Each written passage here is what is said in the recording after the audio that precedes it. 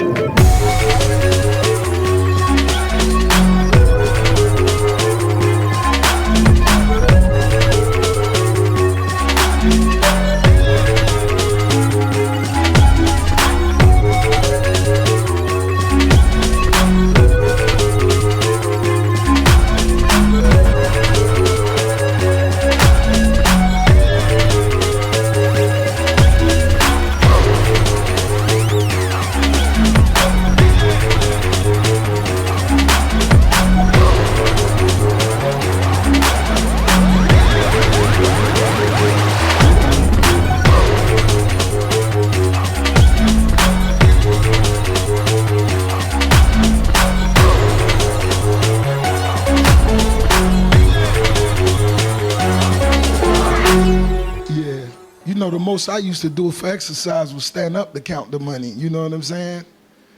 But now they give me fruit to eat. Like I eat pears now and shit like that. Shut up to all the pear.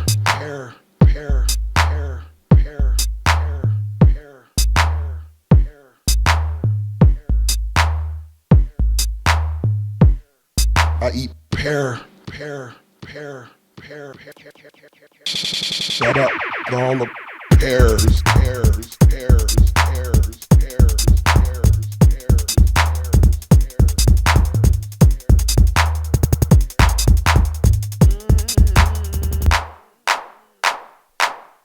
Yeah. Shut up to all the pears.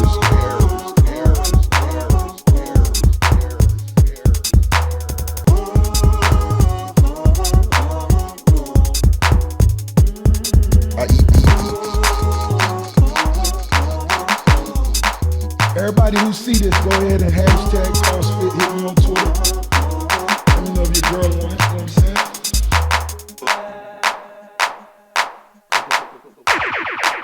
Shut up to all the pears.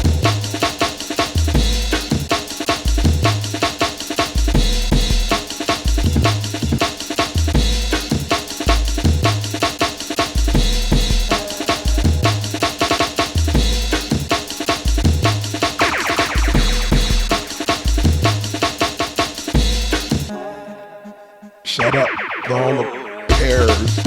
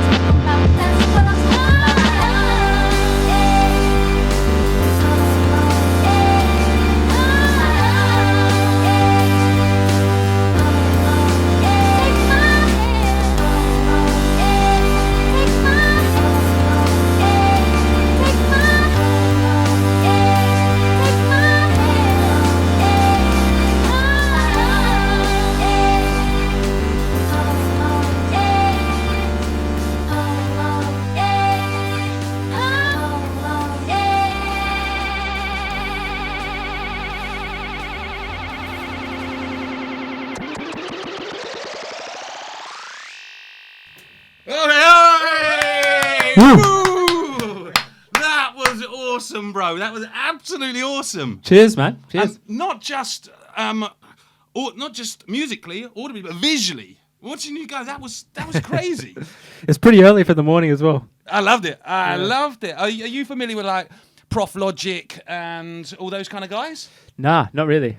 They're into exactly what you're doing there. Yeah, Absolutely. sweet. I've got to hook you up with these guys. There's Kiwi guys as well. Yeah, nice. All over that kind of sound. That was brilliant, mate. Yeah, cheers, man. Do you practice a lot? Not really, actually. I kind of, I'm a musician. I play guitar. I'm sort of used to using my hands to make music. You know what I mean? Yeah. So, like, I put a bunch of samples on this thing. This is SP404, like a sampler, where it's got some effects. And I sort of, played a little bit. I've been playing gigs for long enough that I can sort of just, I got it in the system, you know? How many tracks did you just play just now? 6, 7. Because, but every time you load up a new track, it's all new samples and all the pads. Yeah, But you know exactly what pads are. I tell you what is difficult. It's like 12 times 10, 120 different pads, and there's no screen, so I have to remember where each one of those are. Exactly. Yeah, that's somehow worked. Yeah? Yeah. That definitely worked. Compartmentalized it, and yeah. I mean, I can play for 2 hours off this thing, like, yeah. And do you generally play the same set, or you just not the set as in track list, but as in per track? Will you generally always be hitting pad number 8 for the tom on that tom hit that you were, or every time it's a totally different freestyle, basically? Some tracks are kind of I'm sort of played them the way that I produced them, but other tracks I can sort of play around. Like, I mean, I've got, what do we got here? Some. The Amen! I love it when the Amen dropped in. That was brilliant. Oh, man. Amen never goes astray. A little bit of Amen in your day. You took me back a little bit. You took me back to some UK hardcore days there. Yeah, it's good. And, like, I've got, so, like, what have I... It ain't hard to tell. It ain't hard to tell. It ain't hard to tell. It ain't hard to tell.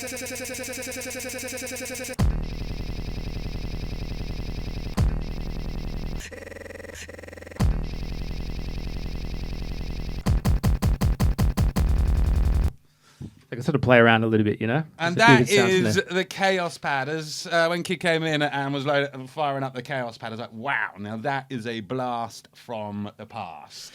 Yeah, these things have been around for a while, and it's great because, like, you can just touch them, you know what I mean? Like, music's supposed to be intuitive, like, computers were never really designed for music, like the whole, I mean, they're great for a lot of things, but I think they can sap the energy out of music and the emotion. The heartbeat, maybe. Yeah.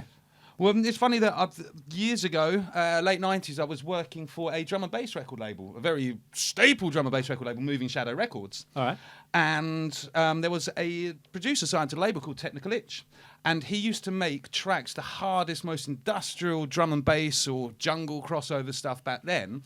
But he claimed that all he used was an Amiga, an Akai S3000, and a special ingredient to make his tunes. Yeah, that probably that special ingredient probably didn't exist. No, the special ingredient was a Chaos Pad. And basically what he'd do is he would run a DAT, set off a DAT recording. He would then just sit there for 2 or 3 hours, running breaks and whatever through the Chaos Pad, recording the whole lot of it, and then cutting out the best 16 seconds of 3 hours of Chaos Padding. I do that a little bit. Yeah, it's good for that. Yeah, absolutely. Total freestyle. And the moments of magic you get through moments of total mistake. You know what I mean? Oh, man, exactly. Yeah, the whole taking away the risk. Like, a lot of people perform on Ableton. A lot of people do some really cool stuff, Ableton Live, music software, to perform live. But a lot of people use that power to sort of take away all of the risk involved. And that can make it a bit boring for an audience and for you on stage, Well, we were talking about it yesterday, actually, on the show, about dance acts nowadays.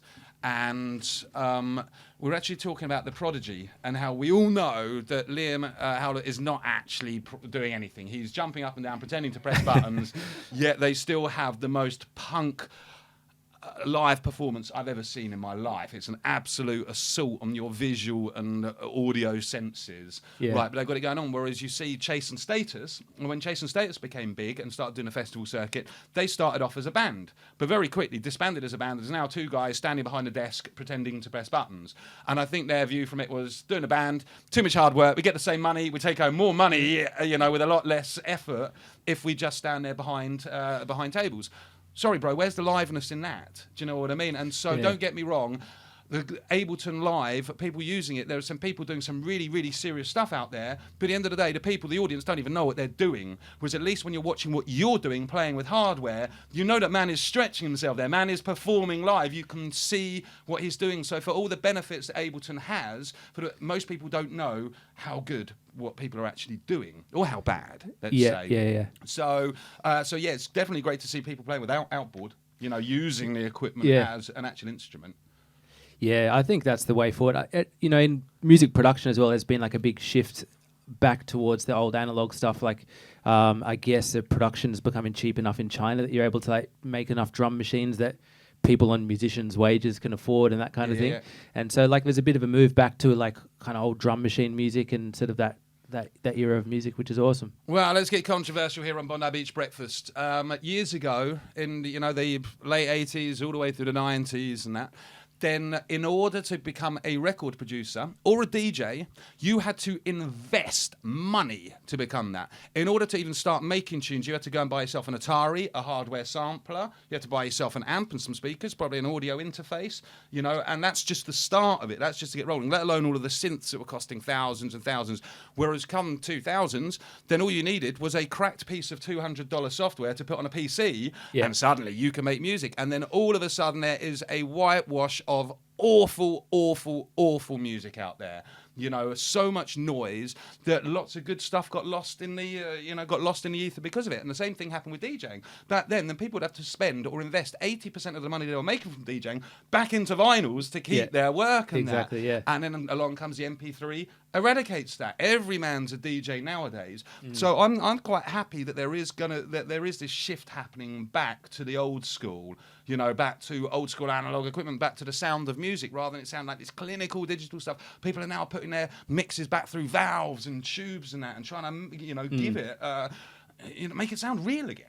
So I'm really happy with the shift that's happening. That actually now drum machines are becoming more commercially. The price of drum machines is becoming more commercially viable again. Yeah, exactly. And the idea of a drum machine is becoming like a thing again. You know what I mean? Like, and not sort of being stuck sitting behind a computer. Yeah. I think it can.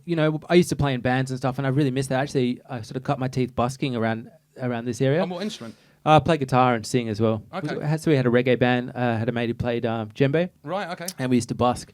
And that was just like an awesome just way to cut your teeth, like it was just like there was no boss and there was no kind of like set time or, there's no audience really. It was just like, it was all about music, and just jamming and having fun and having, and that, I mean, I love production. I love the power of being able to make crazy sounds and do crazy things with that, but it's easy to lose the heart, and so like that's why I really enjoy coming out to play live and taking those risks and kind of like Well, once again, another conversation that actually wasn't on Breakfast Show. That was actually on Local Vocal that I had with Max Genscher. About how I'm seeing the industry developing at the moment is that people now realise that a lot of what they're listening to is noise. There's no heartbeat. Any heartbeat that was in there has been screwed out of it. There's no soul. There's no vibe. There's no funk. It's just electronic quantized music. And I think people are becoming wise to it and getting bored. And everything in life, let alone music, but everything in life goes round in circles. Everything comes back round full circle. Yeah. And my feeling is, and I hope this does happen, but it seems to be starting to happen, is that people are now looking back to the band where 4 or 5 people have got in a studio together and written together and jammed and rehearsed together and vibed together and recorded together and go on stage and perform together. And therefore there is this uniform vibe. There is there is a connection happening that doesn't happen with the dance music. So I'm hoping it does. I'm hoping that there's truth in what I'm saying. I think that I'm definitely hoping the same thing. It'd be a great thing. I think the other thing that's happening in music at the moment with the shift in the way that things kind of work now is that the artist, as in the artist, the painter, the kind of the artist is also the businessman and also the promoter. Yeah. Like you kind of got to push your music and your brand, which is a word that really doesn't have anything to do with music. You know what I mean? Yeah. It doesn't have anything to do with the art, and that puts a lot of pressure on a lot of people as well, having to okay, I've got to do it in a way that's presentable, or thinking about my sound, what are they going to think, and all that kind of stuff, rather than saying does it work or does it not work? You know what I mean? Is it making decisions based about the music based on not the music, but all the other variables. Yeah, exactly. Am I going to be cool, on Yeah. Saturday night, or will my friends like it, or I don't know. I think it's just important, and it's just a thing that's happening at the moment. I think even the big artists, Kanye West is and Drake, they're heavily involved in their own brand, and that's part of what they're doing as musicians. Whereas maybe it'd be better if they were. Well, I read a piece on Avicii, who, God rest his soul, has given up DJing, and the crowd go wild. Yeah, that was the best news that I'd heard all year. A guy who simply wasn't a DJ had quit DJing. That was magic. And they talked about how he was spending more time to focus on his brand. And the example they used about how he sells himself and how he sold his music so big and his band so big is Avicii ice cream vans at festivals. Wow. Did you hear the silence there? The silence was golden, wasn't Well, it's it? better than him DJing, maybe. Isn't it? Yeah, you go with your ice creams, bro. Yeah. Good luck with Everyone that. Yeah? likes ice cream. Isn't it, mate? You can sell that to the 4-year-olds. Yeah. So, I mean, sorry, I'm not quite sure what ice cream vans have got to do with music. Yeah, but he will never quit DJing when they pay him the money that they do, Yeah. By DJing, I mean, thank you. I was just about to correct talk about you taking there. the risk out, you know what I mean? It's not even... Isn't it? Because let's face it, our boy Calvin Harris gets paid £250,000 a job, and he turns up and presses play once on one CD that has 10 or 12 of his own records on there. Pretty much. I wouldn't be surprised if they had, backup sound, you know what I mean? If the decks were to die on stage and someone's paying 500,000, they would have backup sound. CD in the deck number 2. Yeah, you can't mess up, when you're playing those gigs, So I'm sure that, it becomes, yeah.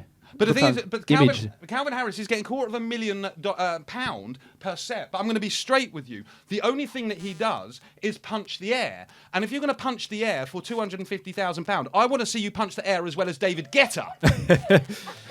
David Guetta punches the air much, much better. He deserves his fee more than Calvin Harris. True. Though admittedly, I did see Calvin Harris at a festival in the UK, and admittedly, the pyrotechnics and the lighting and that was. It was a slight consolation prize for his lack of DJ skills. Yeah, I'm still working on that one. You know what I mean? But yeah, turn up, press play on a CD once, and play your own tunes. Is that DJing? Is that what we call DJing nowadays? Well, a lot of them do. Yeah.